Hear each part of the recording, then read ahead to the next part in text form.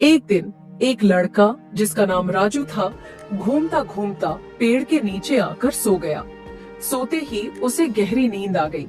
तभी कुछ समय बाद एक सैनिक वहां आया और उसने लात मारकर राजू को उठा दिया। सैनिक ने गुस्से से कहा, ये राजा का बगीचा है, यहाँ सोना मना है। तुम कौन हो और यहाँ क्या कर रहे हो? राजू सपना देख रहा था।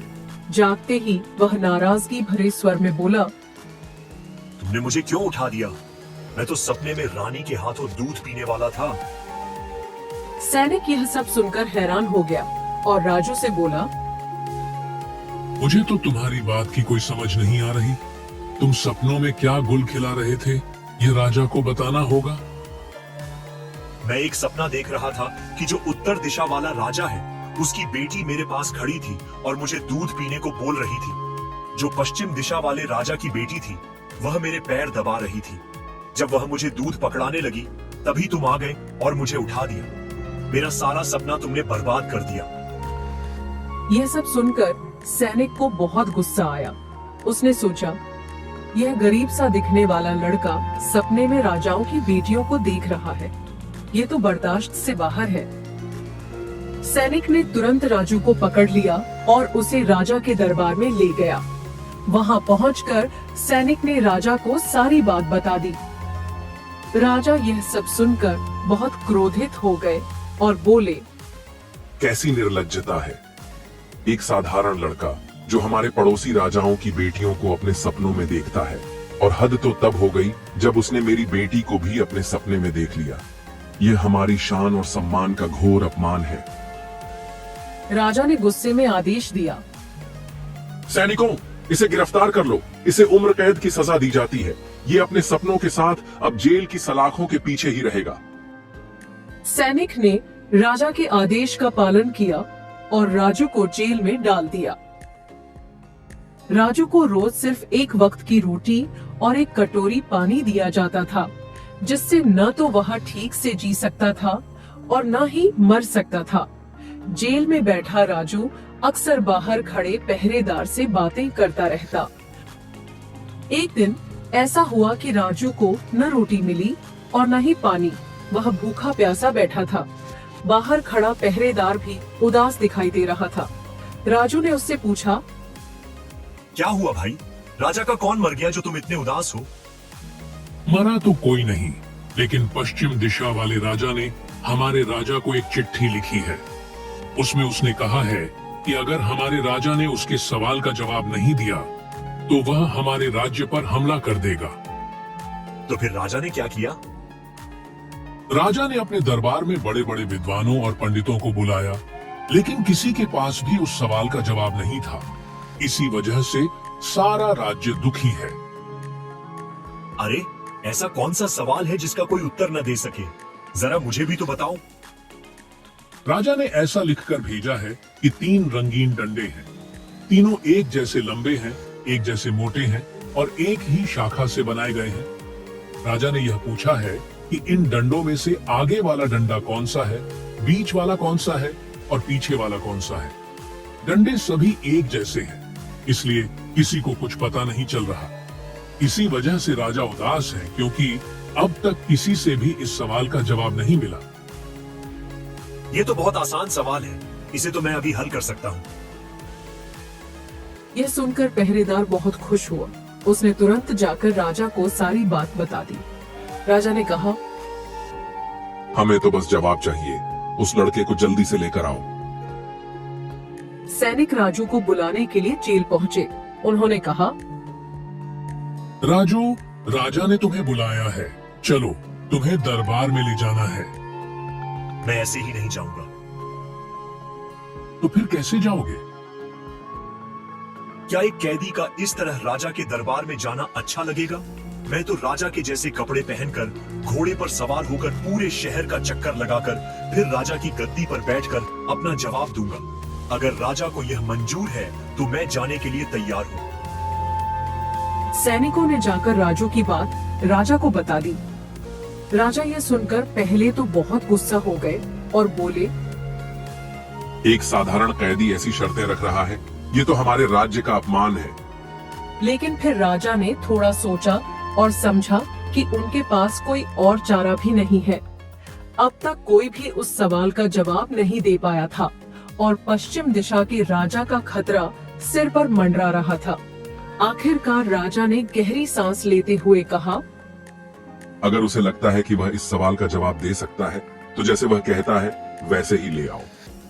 फिर जैसा राजू ने कहा था वैसा ही हुआ। उसे अच्छे कपड़े पहनाए गए। फिर राजू ने घोड़े पर बैठकर पूरे शहर में चक्कर लगाया। इसके बाद राजू को राजा की गद्दी पर बिठा दिया गया। अब मेरे पास तीनों डंडे और एक पानी का टब लेकर आओ। सैनिक तीनों रंगीन डंडे लेकर आए और राजू के सामने रख दी। राजू ने उन्हें ध्यान से देखा और बिना समय गंवाए उन पर निशान लगा दी। फिर उसने पश्चिम दिशा से आए सैनिकों को बुलाया और कहा, इन्हें अपने राजा के पास ले जाओ और बता देना कि मैंने इसका हल कर दिया है। इतना कहकर राजू चुपचाप जेल में लौट गया। पहरेदार यह सब देखकर हैरान था। उसने राजू से पूछा, तुमने इतनी जल्दी इस सवाल का हल कैसे ढूंढ लिया? ये तो बहुत आसान था। वो डंडे बेर की लकड़ी के थे। मैंने उन्हें पानी में डालकर देखा। पानी में डालते ही जो डंडा सबसे भारी था वो डूब गया। वही आगे वाला हिस्सा था।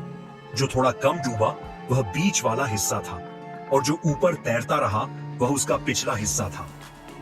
बेर की लकड़ी ऊपर से नीचे तक एक जैसी दिखती है, इसीलिए देखने से कोई फर्क नहीं दिखता। लेकिन पानी ने सच बता दिया। पहरेदार राजू की चतुराई देखकर दंग रह गया। राजू ने जो निशान लगाए थे वे बिल्कुल सही निकले। पश्चिम दिशा के राजा ने जब डंडों को देखा और जांचा तो वह मान गया कि जवाब बिल्कुल सही है। इससे वह बहुत प्रभावित हुआ और उसने हमला करने का इरादा छोड़ दिया। राज्य में शांति बनी रही। हालांकि इस पूरे मामले के बाद भी राजू को जेल से रिहाई नहीं मिली। वह कई दिनों तक वैसे ही जेल में कैद रहा। फिर एक दिन ऐसा हुआ कि राजू को न तो रोटी मिली और न ही पानी। बाहर खड़ा पहरेदार भी चिंतित दिखाई दे रहा था। राजू ने उसे देखा और पूछा, क्या हुआ भाई? आज फिर राजा को कौन सी परेशानी आ गई? आज एक नया सवाल आया है। इस बार पश्चिम दिशा के राजा ने एक जैसी 3 घोड़ियां भेजी हैं। वो तीनों देखने में बिल्कुल एक जैसी हैं। एक ही रंग, एक ही कद काठी और एक जैसी चाल। राजा ने पूछा है कि इनमें से नानी कौन है, माँ कौन सी है और बेटी कौन सी है? बस इतनी सी बात? ये भी तो कोई मुश्किल सवाल नहीं है। तुम्हें सच में इसका जवाब पता है? अगर राजा मुझे फिर से वैसे ही ले जाने की इजाजत दे जैसे पिछली बार ले जाया गया था तो मैं इस सवाल का भी जवाब दे दूंगा। पहरेदार ने तुरंत ये बात राजा तक पहुंचा दी। राजा ने एक बार फिर क्रोध में कहा, ये लड़का हर बार अपनी शर्तें क्यों रखता है? पर फिर उसने सोचा कि इस बार भी अगर जवाब नहीं मिला तो युद्ध टाला नहीं जा सकेगा।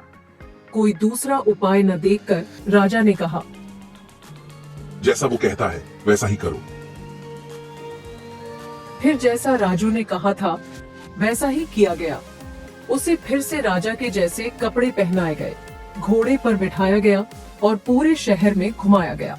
लोग फिर से हैरानी से देख रहे थे कि आखिर ये साधारण कैदी कौन है जो बार बार राजा की तरह सम्मान पाता है। घूमने के बाद राजू को महल के मैदान में लाया गया। राजू के सामने तीनों घोड़ियां लाई गईं। देखने में तीनों बिल्कुल एक जैसी थीं। न कोई फर्क दिख रहा था, न कोई पहचानने का तरीका समझ आ रहा था। हर कोई उत्सुकता से राजू को देख रहा था कि वह इस चुनौती को कैसे हल करेगा। इन घोड़ियों के आगे खाने के लिए घास डालो। सैनिकों ने तुरंत ऐसा ही किया। तीनों घोड़ियों के सामने घास रख दी गई। राजू ने बिना कुछ कहे तीनों घोड़ियों पर निशान लगा दिए और सैनिकों को आदेश दिया कि वे इन्हें वापस लेकर जाएं और पश्चिम दिशा के राजा को दिखाएं। इसके बाद राजू फिर से अपनी इच्छा से जेल लौट गया। पहरेदार उसकी बुद्धिमत्ता पर हैरान था। राजू, तुमने इस सवाल का जवाब कैसे ढूंढा? ये तो बहुत आसान था। जो सबसे आराम से खड़ी रही और बड़े सलीके से घास खाई वह नानी है। उम्र और अनुभव ने उसे संयम सिखा दिया है।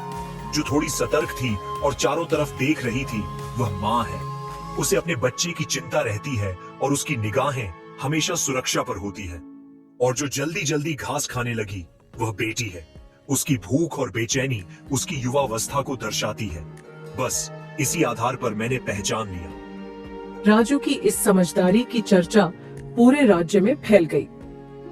इसके उलट जो पश्चिम दिशा का राजा था वह बहुत उदास था, क्योंकि वह जो भी सवाल पूछता था उसका जवाब मिल जाता था।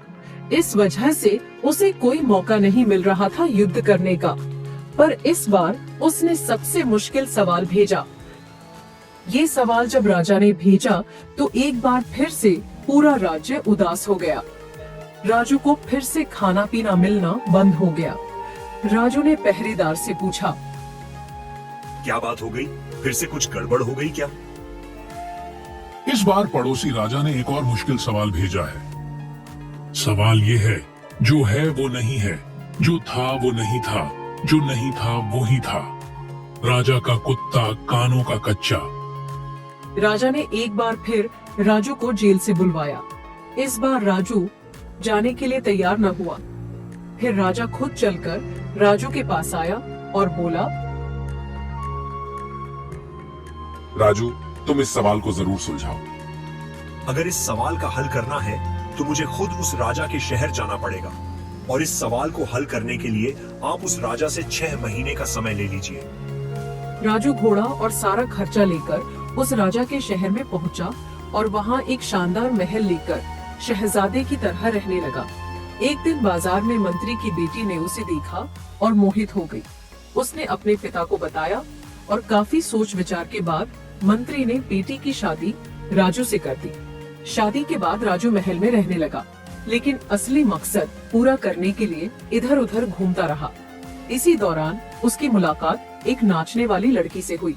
राजू को उसकी महफिलें पसंद आने लगी और वह हर रात वहां जाने लगा। आधी रात के बाद ही वह घर लौटता, जिससे उसकी पत्नी बेहद परेशान हो गई। धीरे धीरे राजू ने उस नाचने वाली लड़की का विश्वास जीत लिया। एक दिन राजू ने एक तरबूज लिया और उसे कपड़े में लपेट दिया। साथ ही एक बोरी में कंकड़ भर ली। फिर वह आधी रात को अपने घर लौटा। घर पहुंचते ही उसने अपनी पत्नी से कहा, मैं एक सेठ का सिर काट कर ले आया हूँ और उसके सारे पैसे भी ले आया हूँ। तुम ये बात किसी को मत बताना। अगर तुमने ये बात किसी को बता दी तो राजा मुझे मरवा देगा। तुम तो मेरी पत्नी हो, इसलिए मैं तुमसे कुछ नहीं छुपा रहा, लेकिन ये राज किसी और को मत बताना। राजू की पत्नी इस बात से डर गई और मन में चिंता पाल ली। मगर डर और संदेह में उसने ये सारी बात जाकर अपने पिता मंत्री को बता दी। मंत्री ने इनाम के लालच में बिना देर किए यह बात जाकर राजा को बता दी। महाराज, मेरा दामाद किसी सेठ का सिर काट कर उसका धन लूट लाया है। यह सुनते ही राजा को क्रोध आ गया। उसने तुरंत सैनिकों को आदेश दिया कि वे राजू को पकड़कर दरबार में लाएं। सैनिक राजू को गिरफ्तार करके राजा के सामने ले आए। जब इस बात की खबर नाचने वाली लड़की को मिली तो वह भी राजू को बचाने के लिए राज दरबार में पहुंच गई। दरबार में आते ही उसने राजा से कहा, महाराज, उस सेठ का कत्ल तो मैंने किया है। ये जो लड़का है इसे तो आपने बेवजह पकड़ लिया है। यह सुनकर मंत्री चौंक गया और बोला, नहीं महाराज, ये औरत झूठ बोल रही है। कत्ल तो इस राजू ने ही किया है। अगर आपको यकीन नहीं आता तो इसके घर से सेठ का सिर मंगवा लीजिए। मेरी बेटी इसकी पत्नी है, उसे सब पता है कि इसने सिर कहाँ छुपाया है। मंत्री की बेटी ने कहा, महाराज, इसने मुझसे कहा था कि इसे संभाल कर रखना। महल के पीछे एक कमरे में इसने सिर को कपड़े में लपेटकर छिपा रखा है। साथ ही वहाँ पैसों की एक बड़ी बोरी भी है जिसे इसने छुपा रखा है। आप अपने सैनिकों को भेजकर दोनों चीजें मंगवा सकते हैं। सैनिकों, जाओ और उस सिर को लेकर आओ। कुछ ही देर में सैनिक महल के पीछे के कमरे से कपड़े में लिपटी एक सिर जैसी चीज लेकर आ गए। राजा ने आदेश दिया, इसे खोलो और दिखाओ। जैसे ही कपड़ा हटाया गया, सभी हैरान रह गए। उसमें एक सिर नहीं, बल्कि एक बड़ा तरबूज था, जो देखने में बिल्कुल सिर जैसा लग रहा था। राजा गुस्से में भर गया, लेकिन राजू जोर जोर से हंसने लगा। फिर उसने कहा, महाराज, तीसरे सवाल का जवाब भी अब आपको मिल गया। वो कैसे? महाराज, आपने पूछा था जो है वो नहीं है, जो नहीं है वो है। अब देखिए, जो मेरी पत्नी है वो वास्तव में मेरी पत्नी नहीं है, क्योंकि वो तो मुझे मरवाना चाहती थी। लेकिन जो मेरी पत्नी नहीं है, यानी ये नाचने वाली लड़की, वो मेरे लिए मेरी असली पत्नी से भी बढ़कर है। उसने खुद को दोषी बताकर मेरी जान बचाने की कोशिश की। बताइए, क्या ये सच नहीं है? बिल्कुल सही। आपका दूसरा प्रश्न था, जो था वो नहीं था और जो नहीं था वो ही था। इसका मतलब ये है कि जो सिर समझा जा रहा था वो वास्तव में सिर नहीं था, बल्कि एक तरबूज था, और जो असली सिर था वो तो कभी था ही नहीं। बिल्कुल सही बात है। महाराज, आपने आगे पूछा था, राजा का कुत्ता कानों का कच्चा, तो वो खड़ा है महाराज, आपका मंत्री। आपका कुत्ता इतना कानों का कच्चा है कि अपनी बेटी की बात मानकर अपने ही दामाद को मरवाकर पैसों का इनाम हासिल करना चाहता था। महाराज, क्या मेरी बात सही है? बिल्कुल ठीक है। राजू की चतुराई और बुद्धिमानी देखकर राजा बेहद प्रसन्न हुआ। उसने कहा, राजू, मैं तुम्हारी समझदारी से इतना प्रभावित हूँ कि मैं चाहता हूँ कि मेरी बेटी की शादी तुमसे कर दूं। साथ ही आधा राज्य भी तुम्हें सौंपना चाहता हूँ। राजा ने राजू की शादी अपनी बेटी से कर दी और आधा राज्य उसे दे दिया। जब राजू वापस लौटने लगा तो मंत्री की बेटी फी मांगने लगी, लेकिन राजू ने कहा, तुमने जो किया उसका फल तुम्हें भोगना होगा।